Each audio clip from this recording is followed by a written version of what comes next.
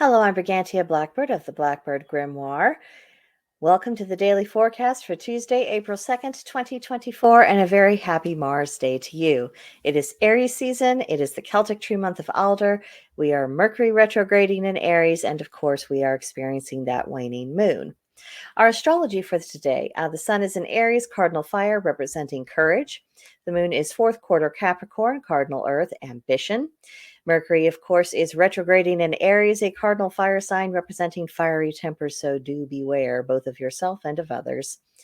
Venus is in Pisces, mutable water sign representing compassion. Mars is in Pisces, mutable water representing curiosity. Jupiter is in Taurus, fixed earth representing practicality. Saturn is in Pisces, mutable water representing nostalgia. Uranus is in Taurus, fixed earth sign representing renovation. Neptune is in Pisces, mutable water representing imagination. Pluto is in Aquarius, fixed air representing reformation. And of course, our watchwords for Mercury retrograde: rethink, revise, redo. It's all about going over things again.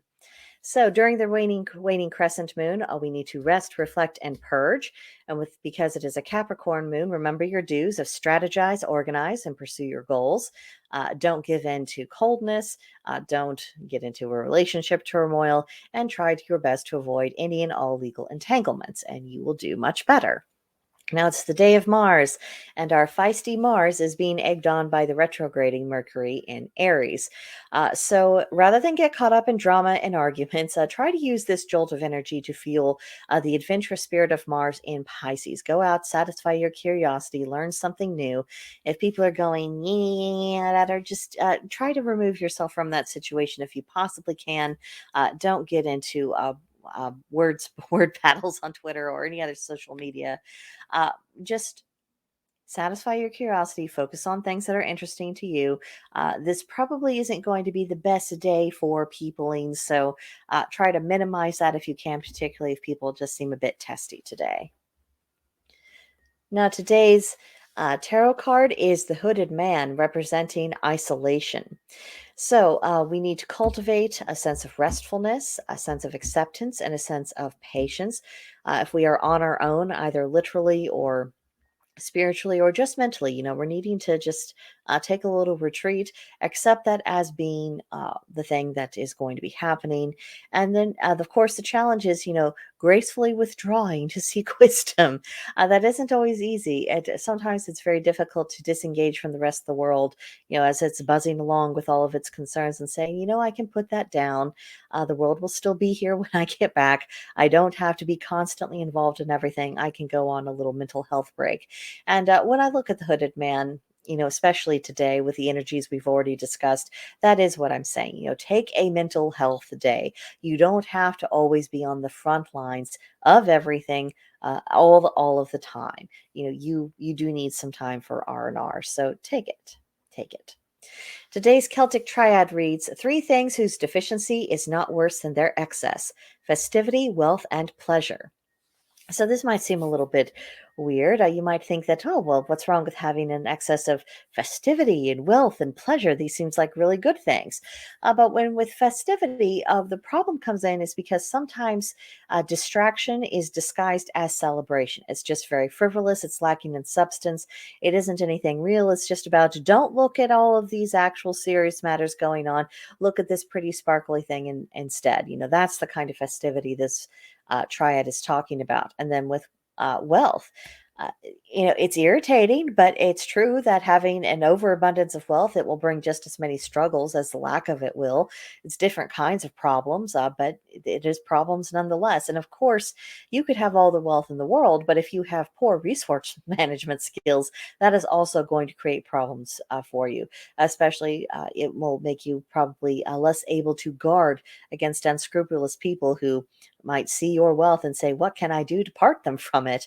It can be, it creates problems, and that just, it goes with the territory.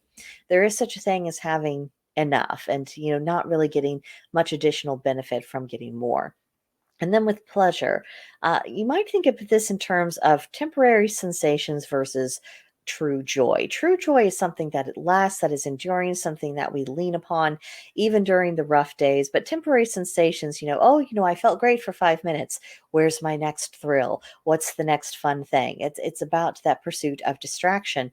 And I think that's what all of these things, the festivity, the wealth, the pleasure, that all have in common. When these things become distractions, when these things becomes ends in and of themselves, that's where you get yourself into trouble. Now, our magical intention for today is authority. The color is gray, the plant is the clove, the animal is the eagle, and the crystal is the black opal. So, the question that popped in my mind when I was planning this out was, what is the proper basis for authority and how ought it to be wielded? This is particularly important for those who are practicing the craft, when you just innately have power, when you can do things. There is a certain amount of authority that does go along with that. You can't be, if you're a practitioner, you can't be separated from your power or from your use of it or what happens when you don't use it. So, knowing how and when to act, why to act, and when to exercise restraint, these are things that are always going to be relevant to us. So, that might be something worth meditating on today. So, for our daily practices, assume responsibility for a tough job. And you might think, well, that's not just a pagan thing. Well, no, but I'm just saying is that as pagans, because personal responsibility is so core to our faith, no matter what branch of paganism we're talking about, I think it's good for us to occasionally steel ourselves and saying, this job that's ahead of me, it's hard, it's unpleasant, it's whatever it is, but it's my job to do and it needs to be done. And maybe it wasn't my job to start with, but I can get it done, I can finish it, and then it is out of the way. So taking on that responsibility, rising to the occasion, that is very good for our building of character. As it is Tuesday, that's a good day to offer to tear. You might read a passage of Socrates today, exploring just pagan philosophers in general. That can be beneficial in and of itself, and it's always good to wrestle with their worldviews and how they went about looking at things. And Socrates is actually the Socratic method goes a long way towards taking people out of crazy town. So familiarizing yourself with his works can be very helpful to you. For meditation, you might think about whether or not you display leadership qualities. Not everyone is a leader. Not everyone needs to be a leader. But if you do have that within you, then you need to cultivate it appropriately so that when the situation calls for it, or at the very least, so you can better lead yourself, you have good skills to draw upon and you're not just flailing around in the dark or trying to figure out things as you go. A little bit of preparation goes a long way.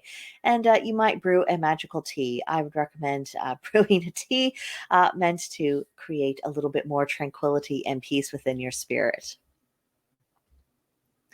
Our fae of the day is the Vila. They're known to be very light, very airy kinds of fae, very attracted to forests. So if you are out and about walking, you might try to keep your eyes peeled just in case there's any signs of their presence. And for our journal prompt, I am asking, do you have a special affinity for any particular tree? If so, what kind of tree and why do you think that connection exists? Because when we have these connections, there's a reason. There's something within us that is putting us into an affinity with this thing that we are connected to. It's never just a random thing. So examining that a little bit could be very interesting for you. And that is what I have for you today. Come back tomorrow for the next edition of the Daily Forecast.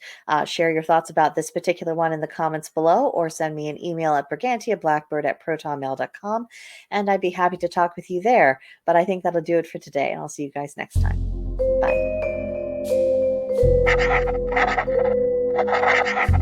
Bye.